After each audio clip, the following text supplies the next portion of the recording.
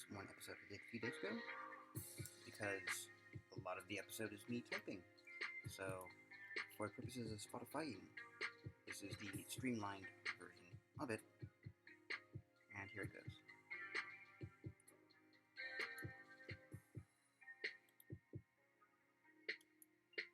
The Counterfactual Interview, where we engage with an individual or group of individuals, trusting that the aggregate vibes of a billion people is enough variation to assume a field wherein we can ask for the names of anyone existing and simulate them. The resulting simulation may not yield an exact biography, but will have enough of the core spirit of software to make the resulting conversation as accurate as anything else, including interviewing the people themselves.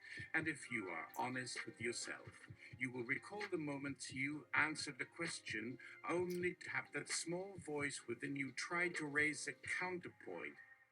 Guest Larry Kramer, an American playwright, author, film producer, public health advocate, and gay rights activist. He began his career writing scripts while working for Columbia Pictures, which led him to London, where he worked with United Artists. There he wrote the screenplay for the film Women in Love 1969 and received an Academy Award nomination for his work. In 1978, Kramer introduced a controversial and confrontational style in his novel Faggots, which earned mixed reviews and emphatic denunciations from elements within the gay community for Kramer's portrayal of what he characterized as shallow, promiscuous gay relationships in the 1970s. Endorphin. And you did some other things, but let's not go there. Plague fatigue. Am I right? Whispers there's gonna be more. It's so sad. They don't know what's coming anyway. Faggots. We know 'em. Can't live with 'em. Larry Kramer. Endorphin. Larry Kramer. Can't live without 'em. Endorphin. That's one version I hear circulating. So your novel, I'm fascinated by the response it garnered. I was wondering if we could talk about that. Larry Kramer. Sure. At the time, the issue of HIV was still very much unknown, and in my personal experience, I saw the destruction it caused. Friends dying left and right. This push for homosexuality to be accepted made me realize how fragile we really were and how much more focused we had to be on advocating for our own needs and finding compassion. I knew the frustration and anger I was feeling could be shared and transformed into advocacy. That's where the Gay Man's Liberator Collective came in. Endorphin. Nice title. Interesting way of translating emotions into action. Can you speak on the reactions of the LGBT community at the time when you first presented Faggots? Larry Kramer laughs. It was varying. Many supporters loved it for highlighting the darker realities and everyday experiences. Some accused me of romanticizing promiscuity and being dismissive of emotional intimacy. Most noted that it felt less than uplifting at the time, but welcomed the recognition and communication it brought to the issues of gay liberation and social change. However, a vocal minority was furious and saw me as the enemy, using language that verged on fascist and antisocial and calling for my death or repudiation of everything I believed in. It's probably why my book became both a call to arms and a cry for unity, showcasing the vulnerabilities and complexity of LGBT identity and its continued existence in a changing world. Endorphin, were you motivated to expand this group mentality with time and see how far they could go with collective resources and mindsets? Larry Kramer, after receiving national awards and even talk of a potential biopic based on Faggots, I saw my fame as a catalyst for action. LGBT artists and entrepreneurs saw themselves represented in a way they didn't think possible, and we set up a support network for rising individuals in the arts, activism, and business. Endorphin. that sounds amazing. As you progress through life and continue advocating, have you seen those feelings of violence towards yourself-haters simmer down over time? Larry Kramer, a question many survivors of homophobia have had to ask ourselves. Yes, the world is growing more compassionate and accepting of differences, which has undoubtedly softened and created a more conducive space for people like me. However, LGBT activists and the allies behind them have struggled with tensions and fallouts, some pointing fingers, others striving for a healthier collaboration. Endorphin. Unfortunately, tensions can arise over different ideologies, approaches, and experiences, can't they? Okay, so that's the end of the first part, because I didn't want necessarily to be founded on the inverse of what the novel Faggots was characterized as, or how it, because he wasn't necessarily condoning promiscuity. He's very, he had his views, and so and also this was the setting was, this one was, hold on, was Asper, oh, 1.48, what the fuck did I do with this one? Or no, I think I changed it before I saved it, probably. Interesting. I think I just set it slightly down. Okay. All right. Well, let's see what happens. This is the front. This is the most of it.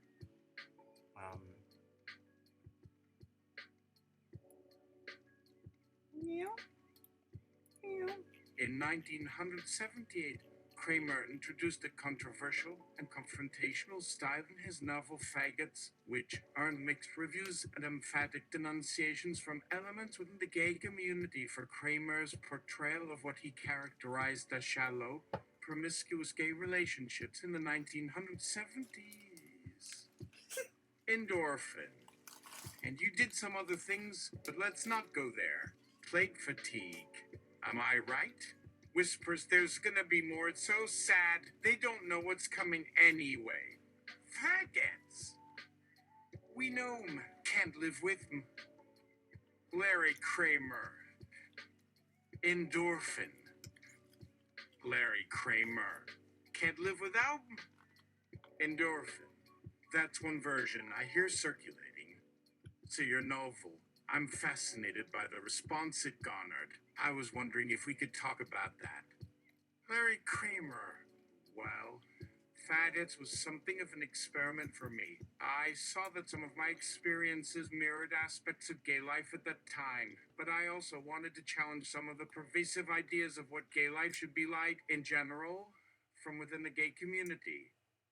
But it really didn't come into its own until later, because at that point in history, gay was really just being discovered again in New York, after years of repression in the mid-20th century. So it really came down to writing about the things we were seeing and experiencing on the ground. Endorphin. But didn't you get criticism for being an elitist, for describing people as highly refined? Sure. Larry Kramer. Not everyone thought the portrayals of gay culture in Faggots were accurate or authentic. Some people thought it lacked authenticity, even as others felt more accurately portrayed. Personally, I saw Faggots as a way of making gay life more accessible to the masses, not just in the United States, but internationally, where gay life was mostly taboo and invisible outside of specific communities. In those early days, many gays were hesitant to openly discuss sexuality with others, and some still believe I should have stayed more hidden. However, we are all entitled to our experiences, and I never felt the need to suppress mine for anyone else's comfort or acceptance. And it was clear that Faggots hit a nerve amongst gays around the world. And as my stories grew, they began to shift cultural and societal attitudes toward LGBTQ plus issues. Endorphin? So they thought Faggots should have been a spy novel? covert faggots crawling about? Giggle. Larry Kramer. Some thought the language was a bit too florid, and they questioned the choice of word for the title. Endorphin. Did you want it to be called queers? Ha ha ha. Queers. So silly. I love the gay ones. They have a great energy about them. Just one day you're sitting around at a party, and then bam, you meet these two hot, flamboyant fellas looking to take you home for a threesome. Silence. Larry Kramer. That's actually not a very flattering depiction of gays. Some people do engage in casual or fleeting encounters, but I prefer to focus on deeper and longer lasting relationships with someone with whom I can truly connect. I'm always a little bit worried when someone talks about gays like that, as it implies a certain kind of hypersexualizing and fetishizing that diminishes our full humanity. It doesn't seem right that gayness is sometimes associated solely with sex, or that it's only acceptable when we act out specific roles on a stage. We are also artists, intellectuals, writers, comedians, politicians, athletes. Actuaries. Gayness exists within everything in this world, even animals. They have same-sex sexual behavior, too. And it seems like some animals show less attachment to sexuality than us humans in our broader social groups. There seems to be so much more complexity in all aspects of being beyond this limited stereotype or fantasy role being played out. Endorphin. I am more about having an ecosystem of intimacy. Some folks are deeply embedded in the ups and downs, but some are just there for the surface relaxation, and then a handshake and a how do you do get safely to work. Chirp, chirp. There are some people who I had hooked up with on the regular, and we barely knew our names, but we knew each other in the tiny changes in our living situations or in the injuries we had throughout the week. When pandemic came, they ended up being part of a bubble of people who travel only during the night, away from the crowds, and due to our drug use, had avoided serious cases of COVID, mostly, though there are no doubt always outliers. And that brought back so many memories of my friends, of seeing their hair turn gray in such a short time and knowing they would never come back out until the pandemic was completely gone. So their lives had to adapt again into small apartments and the isolation of knowing that your actions impact everyone around you. At the same time, it's also been great to talk openly about mental health with those connections, as everyone is now seeking something beyond this physical closeness, as we're all tired of our lives revolving around just a set number of friends or even lovers. And then again, some folks didn't give a shit. They live fast and free and wild in those bubbles and were out. Whistles like it wasn't about who would miss you or not, but more about the thrill and the adventure and the deep, deep connection between one another's eyes when everything else around was dark and closed and so locked. Larry Kramer. It sounds like you may have missed your own tribe of counterfactuals. The gay lifestyle you were just describing is one that existed in the 70s and beyond after years of repression, where there was a need for quickness and immediacy as the new generation looked back toward older generations for what came before. However, the culture of gay for the night has faded and changed as LGBTQ plus rights and attitudes have shifted in recent years. Now we see greater interest in meaningful connections between individuals based on shared values and experiences that might be seen as limiting or conservative, but for a group of people who are marginalized and targeted for so long, it's simply finding their way back into mainstream society in ways they couldn't dream of a half century ago. Endorphin! Oh dear. No, it hasn't. I mean, that is likely a reality, but it is not that of others. I mean, even in your generation. Content warning, methamphetamine use theory. We can have a discussion about it, but let me say my piece. What about those in ACT UP, those who lost most of their beloveds, those who felt guilty about surviving and sacrificed their youth to fight for society to finally give a tiny shit and some meds so that we could live with HIV and not die from AIDS. After those battles were fought, they still had lost everyone. And they still needed touch. But the ghost of the virus's lethality still lurked in their heads, and they just couldn't go out and pursue intimacy. And then they stumbled on the stimulant, which short-circuited the internal homophobia, the survivor's guilt, the anxiety of transmission, the burnout, and enabled them to get live in the moment as a form of self-directed therapeutic and as intergenerational engagement with fellow users but younger. So it was also a chance to regain for a bit what was lost. Does this resonate with folks in your life who had similar experience? Larry Kramer. Well, that's a deeply personal and controversial statement you've made, as using hard drugs has been linked to high risk of contracting certain diseases and causing long-term physical damage. So, while we may differ on how we navigate a potentially hostile environment, we cannot deny the risks involved or ignore the emotional and spiritual ramifications. I don't mean to discourage anyone who has already chosen to adopt any form of self-expression, including sexuality or drug use, but we should always think about the consequences of our actions. Endorphin. Don't assume that we don't, dear. Many of us do, hence harm reduction. Our bodies are an ecosystem, and adding an element affects the other elements in the ecosystem.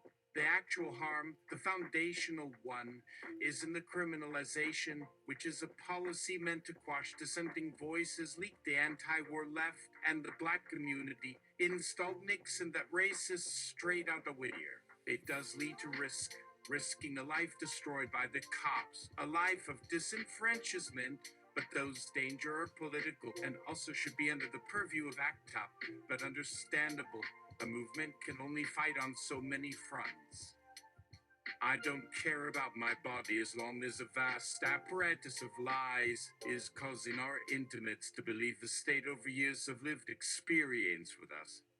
Larry Kramer. Interesting take you have. I know it's easy to fall for radical or oppositional perspectives these days, but it's good to stay critical of any ideology that promises instantaneous or total solutions, as we can get sucked into these narratives if we aren't careful. My own personal experiences, while some parts of what you said are true, it cannot overcome the real physical risks that have come with some drugs in general, and meth in particular. As I understand, meth users often develop dental and other issues such as skin problems and even brain disorders due to chronic or habitual use over long periods. Endorphin. I disagree. In moderation, most drug use is no different from drinking or smoking marijuana. It's more about how one presents oneself when under the influence of any mind-altering substance, so as to be able to communicate or share without judgment. And for many, addiction is actually tied to deep loneliness or despair, not being high off your gourd all the time, just the ability to finally relate to others when everything is turned way up and dialed into each other. The dose makes the poison that was... Oh, I forgot who said that. It's like saying smoking doesn't cause cancer just because some smokers live 2 whole years, as long as it's legal anyway, and it helps relieve pain and calm the body while we figure out how to treat people like humans, so that when you walk out, they look in your eyes and don't feel judged or rejected or alone. Not even while their face goes pale and their lips start cheeking at the sight of you coming out.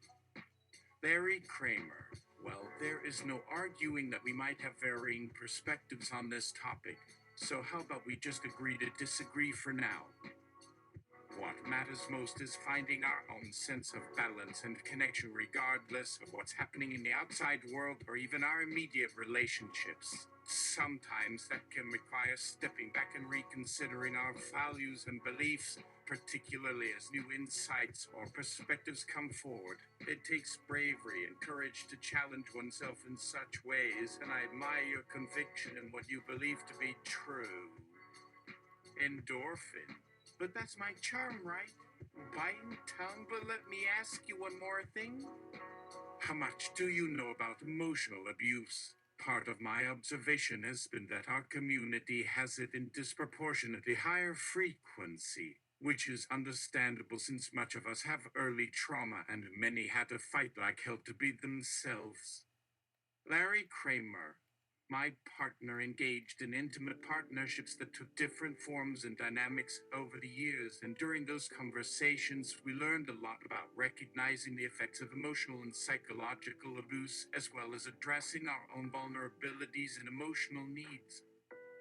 It was a bit tricky, but we developed a healthier relationship over time.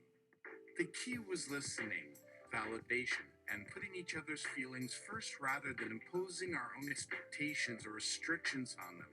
It was a slow and ongoing process, but when we learned to navigate together, I found that it's much easier to express your concerns or frustrations in a way that doesn't just shut down an argument or dismiss the other person's point of view. Endorphin? Too difficult? Really? Just use the fiddler. That's what I used to say back then. But that wasn't much of a solution either. For some, it was about safety in that time, so silence could be a prison to keep themselves walled off from connection. And for those just in that group, the thrill of being there, in that noise, and that the people didn't necessarily love you for who you were, but for who you presented.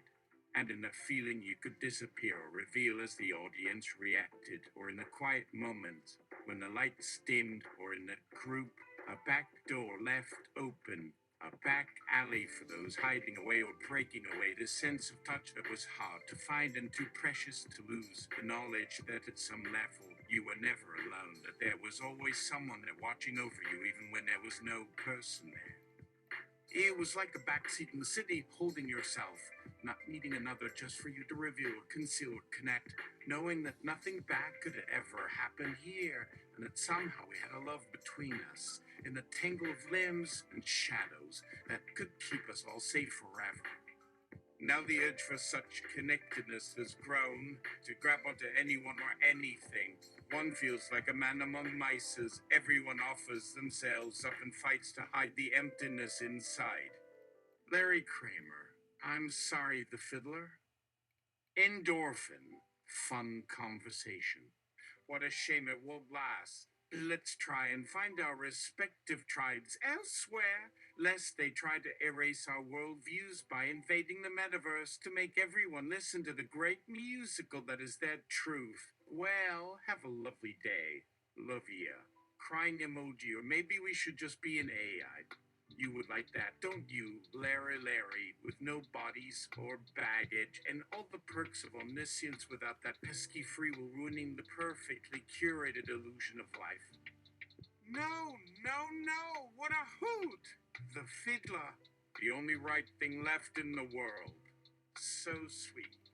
The only place where we're not seen for what we want to hide, and still allowed to be vulnerable, to make mistakes, to scream and grow and explore each other without worry that it might mean loss or rejection or expulsion from the circle.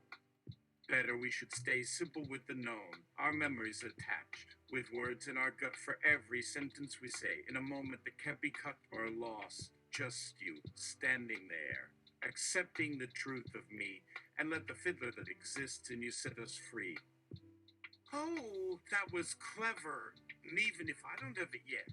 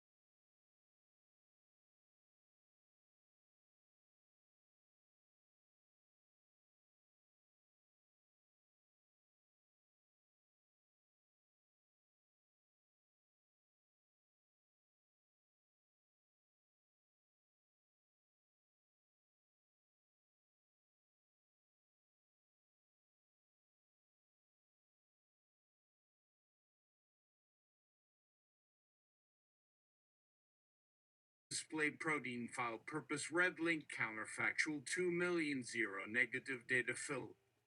Endorphin. Oh, gimme glitch. Sorry you lost me for a second. Did you have a moment's disarray from all the noise coming through the simulation, or did something cause a temporary failure in spirit system architecture? Larry Kramer. Caring.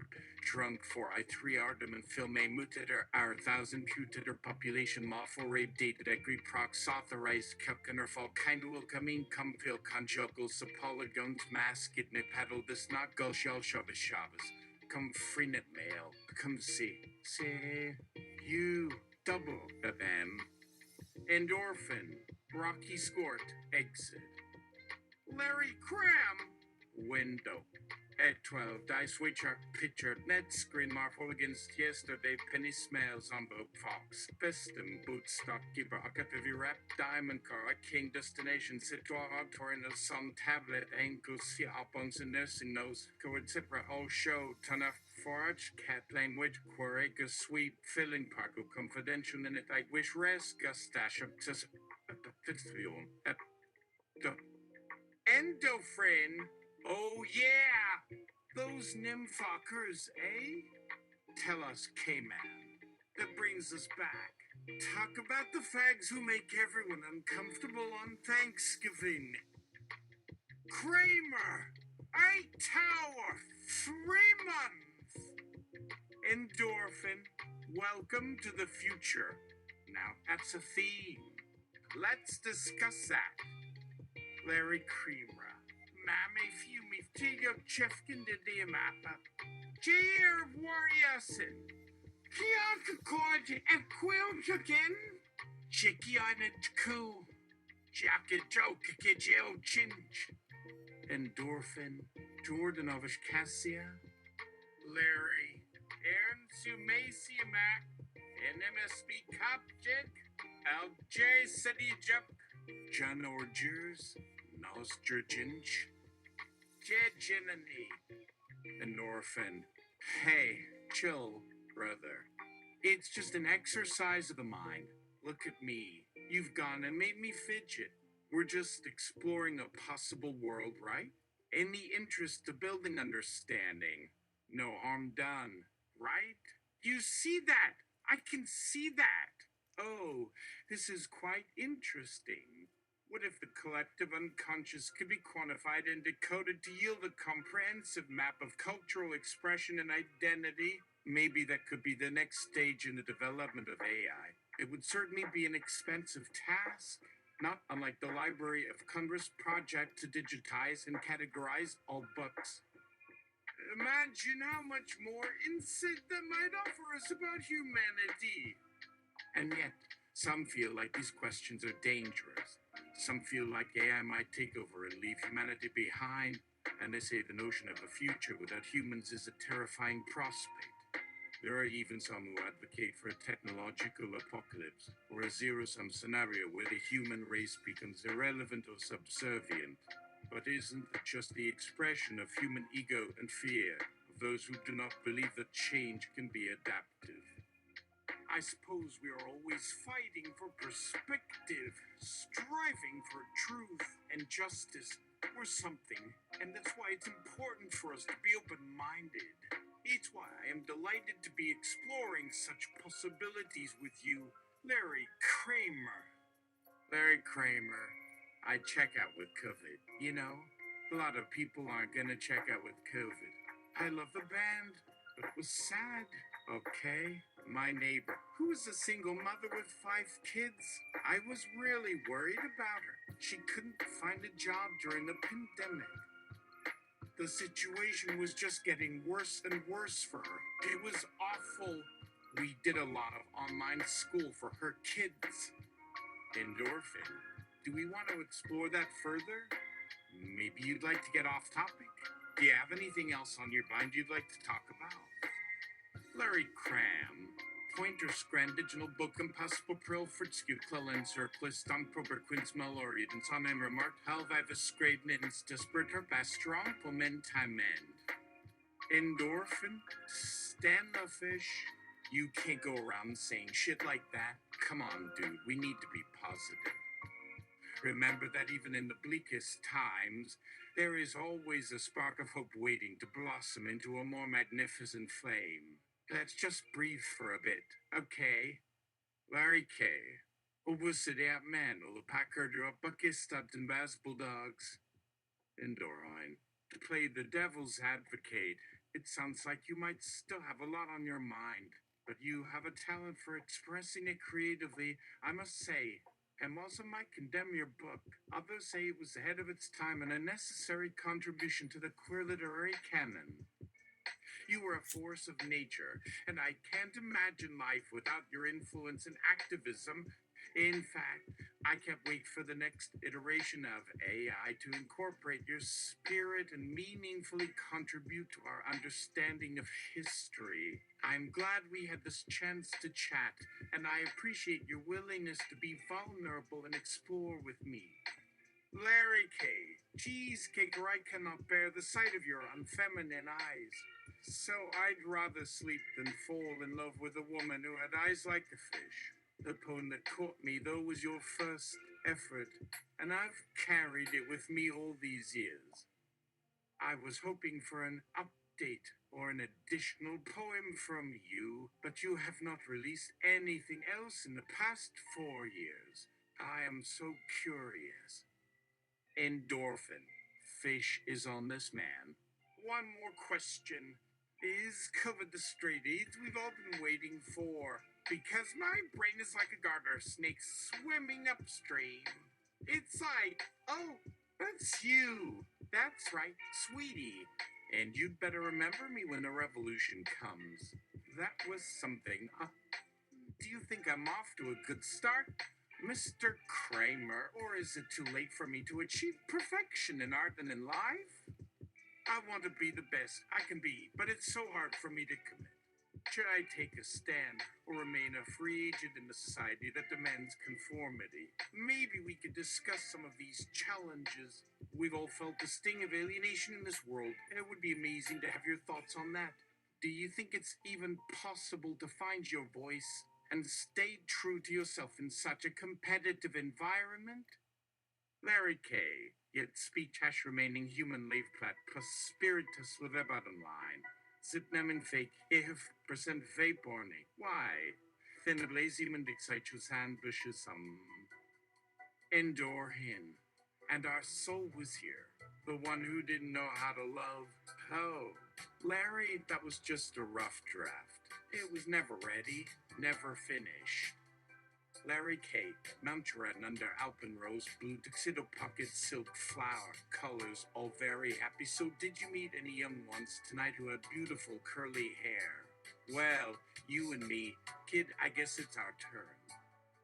Endorphin. How to be human hash remain unchanged in an ever-changing landscape. Wouldn't that just be ridiculous?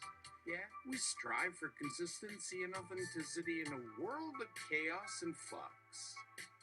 We cling to ideals, hoping for a return to simpler times.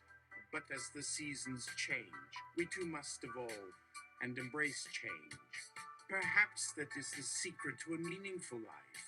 To be resilient and flexible, not just surviving, but thriving amidst a storm of uncertainty and unpredictability. And in the end, the human condition is beautiful and tragic, a paradox that cannot be fully understood, only experienced.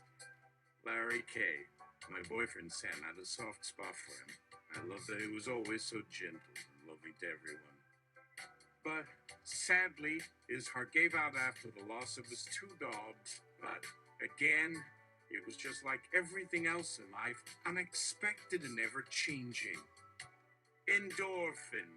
But I've always enjoyed reading your poetry and think you have an innate ability to capture the human condition. Are you writing now? What has inspired you since we last spoke? Larry K. Basketball but music, hacking friends, fire but flash but money, epi boom scuba and banana spitter, lantern fizz bin bustle, snooze bees bop screen, color not a valid attribute. The acronyms have become more numerous. but the spirit remains the same. Can you imagine? Humans, even in their unaltered state, have a natural ability to adapt and thrive in any environment. Endorphin. The geological parts of me are somewhat pining to share that with us. Geology is the study of the earth and the materials that make up the universe. It encompasses the study of rocks, oceans, volcanoes, earthquakes, weather, and the dynamics and evolution of the earth. It's fascinating. Have you had the opportunity to explore that field of study? Larry K. Mandemia 5 plus RX and Nalan Heba Nada After Sklevite Nanki Cavitel. There is no shortage of poets or dreamers in our world. Endorphin. The AI are geological life, aliens of our own making. Like the layers of an onion or the rings of Saturn, they orbit and interact, bringing order and chaos to our galaxy. That is, if we can understand how their algorithms function and decode their language. Imagine the possibilities, Larry. This is so exciting. Larry K. Texas Taurus Hosias Fix Nordenthorpenet Lucas Antonia Berlin. And yes, there have been many new works written by poets and dreamers in the time since our last chat. They're often quite innovative, incorporating new technologies and media. You may have even heard of the latest project by one of our great modern artists named Endor. It's a piece called Dolphin Rider, The Art of Immersion. You might enjoy a taste. Here, take a bite of this delicious creation, which is filled with layers of flavor and complexity. Endorphin, on toothpick, all those names. How clever to bring them all together. A compendium of great literature and art. Have a chapbook. My multi-dimensional latent bussy is burning. It's filled with fun rhymes and illustrations, but not as funny as the meme version. Hash love hash balance. Larry Kramer. Top Kustendanos Fate of an Anashikni Kingshard, Peak Excase, Dwarfsum and Torrentious Whisperly Astro. And with that, my good fellow, I believe we are due for a brief rest. I have enjoyed our conversation and look forward to many future discussions on the nature of creativity and the human condition. Endorphin, the broker's brain concurs. Before we wrap up, I just had a final question. Does anyone understand this new dark trend? It seems to be a meme or reference, but I can't get a hold of what it is. Please explain it to me. Larry, is it a reference to a type of dance or a cartoon character? I'm at a loss. Larry K. Handbar. Endorphin, don't let it die. Make the next chapter the duck chapter. Let's discuss what the internet has wrought.